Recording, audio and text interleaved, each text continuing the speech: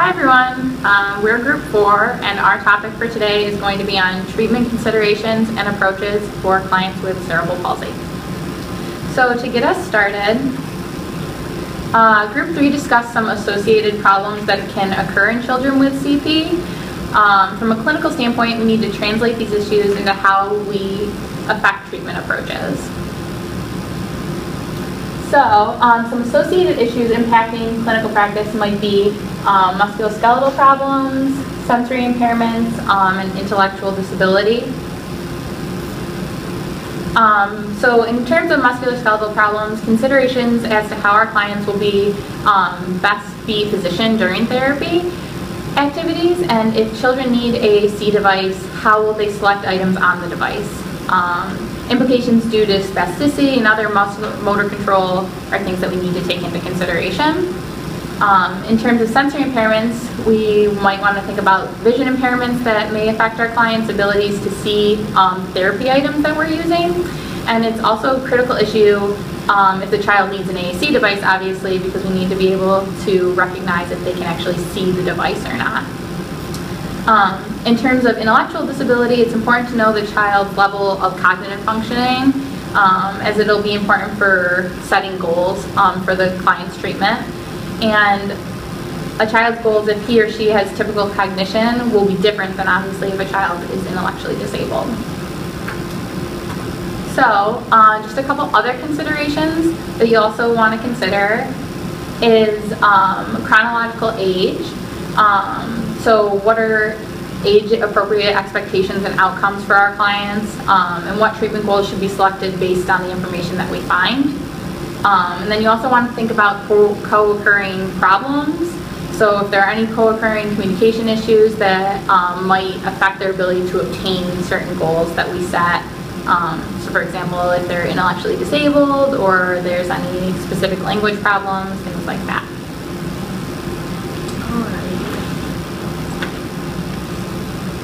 Okay, so our textbook kind of shared that dysarthria treatment for children with CP typically follows the same approach as other stable and chronic diseases.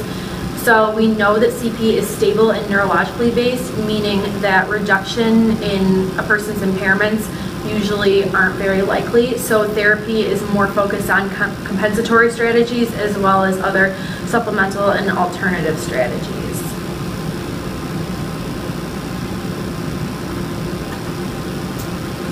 Alright, so next we're going to talk about non-speech approaches. So overall, these approaches are very controversial because there's not a huge base of EDP supporting them. Overall, they focus on stimulation of muscles and structures in the speech mechanism and oral cavity.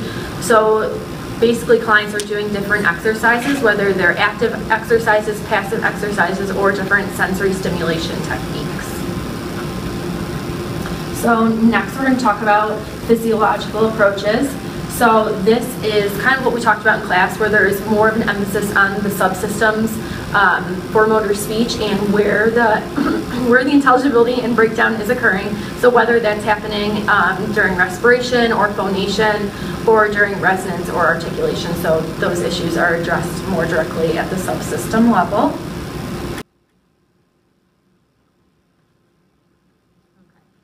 So now we're going to talk about a more specific approach. It is called neurodevelopmental treatment approach, or NDT. So the NDT is a hands-on approach. It involves working very closely with the client and also with their family. This approach was developed in order to enhance the function of adults and children who are having difficulty controlling their movements as a result of a neurological challenge, such as cerebral palsy. This NDT approach is based on the ICF model, so it has a strong focus on changing the functional activities, looking at the limitations in performing these activities, looking at effective and ineffective postures and movements, and also looking at the impaired body system. Here's a quote that I had found about the NDT being based on the ICF model. Using the ICF model, therapists apply a problem-solving approach to assess activity and participation in order to identify and prioritize relevant integrities and impairments as a basis for the establishment of achievable outcomes. This is a very holistic approach, and it looks at the whole person, as we know, through the ICF model.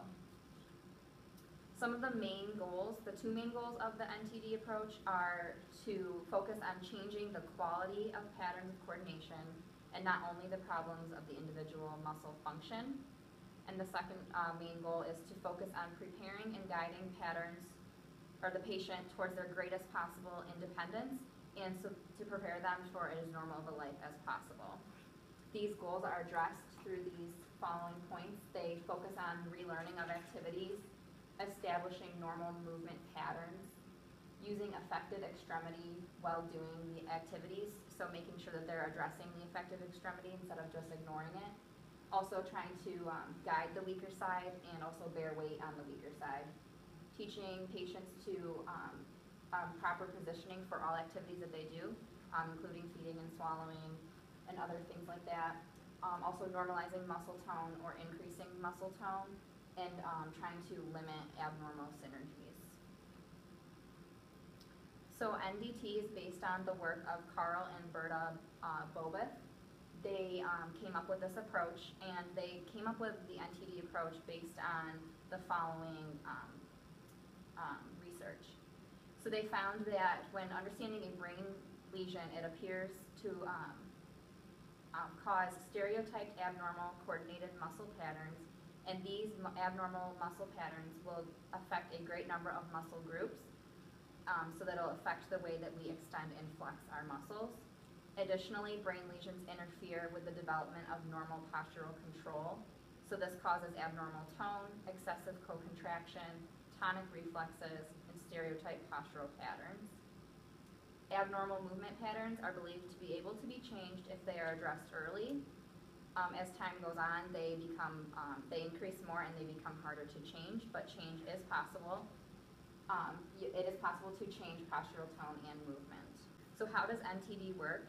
This treatment is adapted to the individual need of the client, so we are constantly assessing the child's abilities and disabilities and looking at how treatment can be specialized to them, and we're always observing and controlling their responses.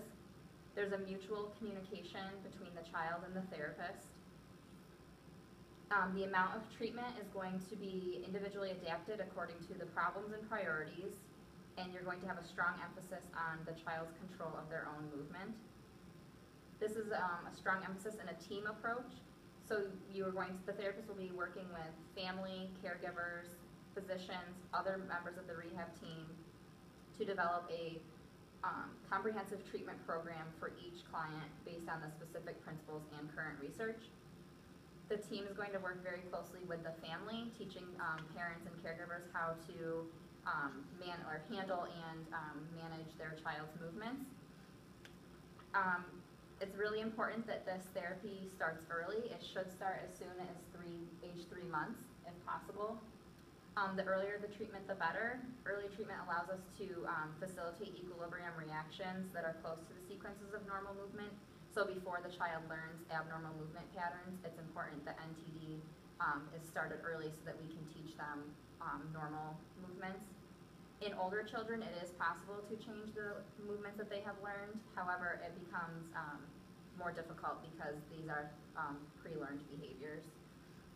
And then the therapist must complete an advanced training in order to provide NDT. They have to become certified in this approach. When taking an NTD course, you would learn about types of cerebral palsy and any associated impairments. You would learn about the components of NTD and how to implement the therapy. And you'd also learn to work collaboratively with family and also other professionals. All right, so NTD for the speech pathologist.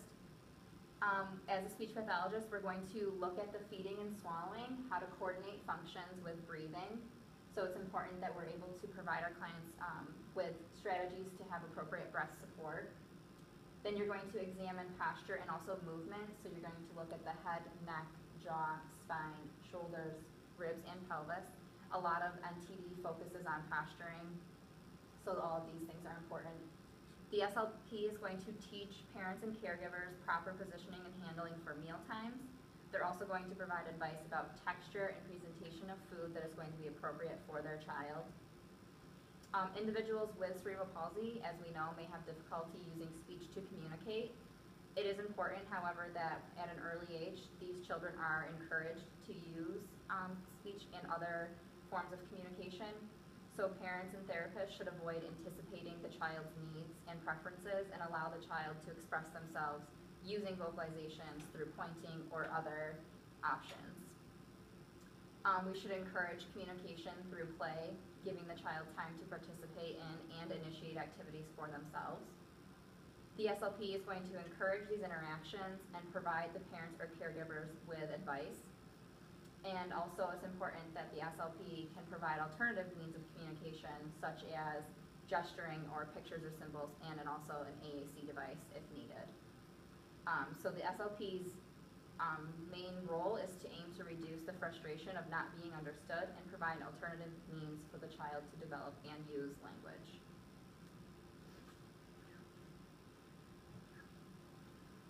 The treatment I'm going to talk about is LSVT Loud. It stands for Lee Silverman Voice Treatment, and this is delivered by a LSVT Loud certified clinician, and it's a standardized protocol.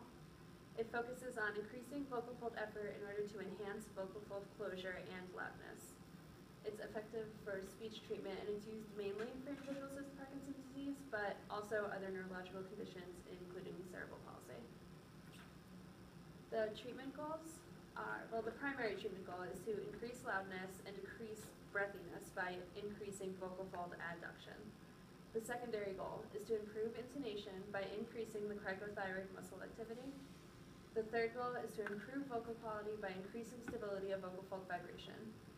So overall, LSVT Loud improves vocal loudness by stimulating the muscles of the larynx and the speech mechanism through a systematic hierarchy of exercises. And the single goal overall is speak loud.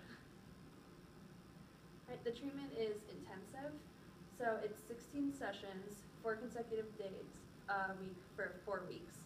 And each session is an hour long.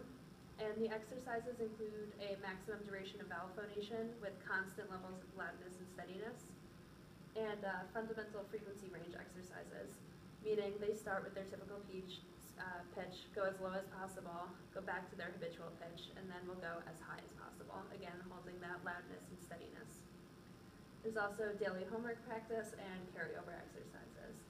And it's so intensive because it's consistent with the theories of motor learning and skill acquisition.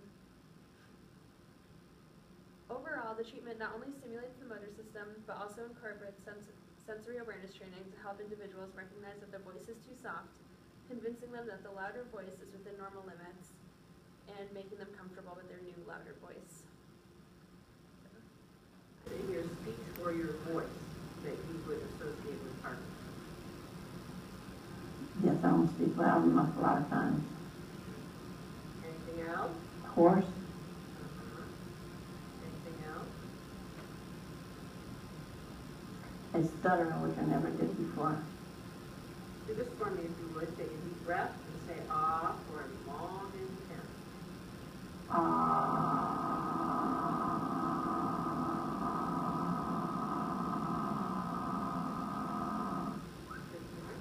Okay. Would you say Parkinson's disease has caused you to talk less? Yes. Because? Because I stutter and then I can't be heard. If there's noise in the house, like when the kids come over, nobody pays attention to me because they can't hear me. So I get mad and then yell.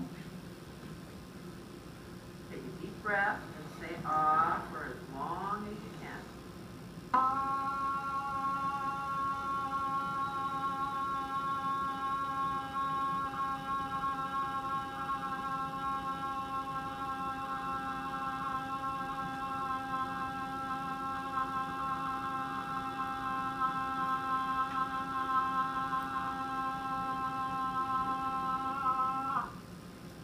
Have you noticed changes in your speech or your voice as a result of the speech therapy? Oh yes. What have you noticed? I talk louder. I think louder. I'm going to sing with the Sons of the Pioneers one of these days with my Good for you. That's excellent. What practicing do you do at home? my ahs, my highs, and my lows, and I read out the mail out loud. You feel like practicing helps? Oh yes. Do you feel as though people can understand you all of the time now? Majority of the time, unless it's my husband, and he'll say, "Well, I can't hear you." Good for you. But I think he does that just to be cute. I think he does too. Has anyone commented that it's easier to understand you now? Oh yes, I set some of our friends back when we went to their house and I talked about. Lou says, "What the hell happened to you?" My daughter said, "Oh, Mom, that's you?" Good. Don't you feel wonderful? Oh yeah, because now she can say, "I didn't understand what you said." No excuses, right? Yeah, no excuses. All right. So what do you do when you want to be as easy to understand as possible? Think loud. Okay. So, that concludes our presentation for Group 4. If you guys want to exit out of here and go follow up with our multiple choice quiz, that'd be good. Thanks.